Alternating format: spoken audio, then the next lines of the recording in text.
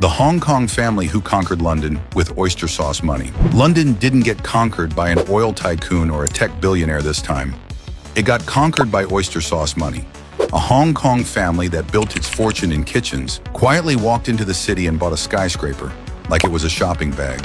Here's the real story behind the headline. The Lee dynasty is behind Lee Kum Kee, the condiment empire that traces its origins to 1888 when founder Lee Kum Shung created oyster sauce. This sauce was created after an overcooked oyster broth turned into a rich, savory reduction. That accident became a product, that product became a brand, and that brand became a global machine selling sauces in markets far beyond China. For decades, the company stayed family-owned and tightly controlled, growing into a giant that wasn't just selling flavor. It was selling consistency, scale, and cultural muscle. The modern steward most associated with turning that heritage into a billionaire-level dynasty was Lehman Tat, the third-generation leader who became chairman and expanded the business internationally. Public profiles describe him as chairman of the Lee Kum Kee Group and note the family's wealth and diversification into investments, including property.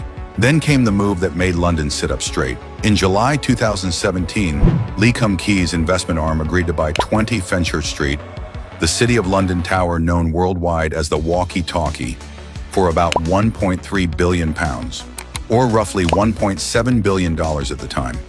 It was widely reported as a record price for a single office building in the UK. This wasn't a symbolic purchase. It was a statement that the family behind a pantry staple had enough cash power to outbid the world in the most competitive real estate market in Europe. And it wasn't just any building. The walkie-talkie is famous for controversy as much as prestige, a trophy tower that became notorious for design issues, including reflected sunlight so intense it reportedly damaged objects and triggered widespread criticism, turning the building into a symbol of how extreme money and extreme architecture can collide in the modern city. That's why the purchase landed like a cultural moment, not just a real estate deal. A Hong Kong family business best known for oyster sauce buying one of London's most debated skyscrapers in a single historic check. But the deeper story is what that purchase represents. This wasn't a random splurge. It was the natural endpoint of a family strategy that treats capital like something that should never sit still. Lee Kum Kee Group openly describes diversifying beyond sauces into global investments, including property, and it operates a dedicated property investment platform. That's the playbook. Build a cash-generating consumer empire, then convert that cash into assets that hold long-term leverage, the kind of assets governments, banks, and corporations orbit around. So when people ask, how did a sauce family conquer London? The answer is uncomfortable but simple.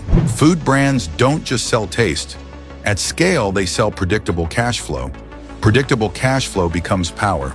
Power becomes the ability to buy landmarks in the heart of the city, even when politics are shaky and the market is nervous. Here's a quick question. Did you ever imagine that the oyster sauce sitting in your kitchen helped fund a £1.3 billion London skyscraper?